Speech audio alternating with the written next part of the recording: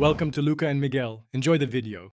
You begin by confirming the Caresens N Premier has power and fresh, unexpired strips. Wash and thoroughly dry your hands. This ensures accurate glucose readings. Insert a test strip. Once the meter powers on, set the date, time, and your user profile. These initial settings matter because they timestamp results and prevent logging errors. Once done, load the lancing device with a lancet and cock it. Now you're ready to proceed to obtaining a sample. Make sure to use the recommended strip orientation. You'll now obtain a sample and perform the test. Use the side of your fingertip and apply gentle pressure to produce a hanging drop. This reduces pain and yields reliable volume. Touch the drop to the strip sample port. You'll see the meter confirm adequate blood uptake. Once the reading begins, stay steady and avoid squeezing excessively, because that can dilute the sample.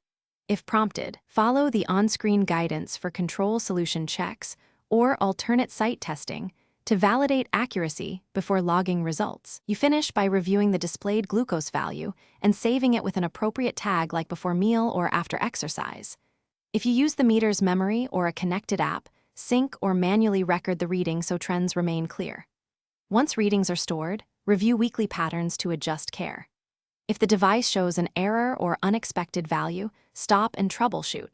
Recheck strip expiry, battery level, cleanliness of the strip port, and your sampling technique. Repeating the test with a new strip often resolves common issues. Thanks for watching and please subscribe. It's the best investment you'll ever make.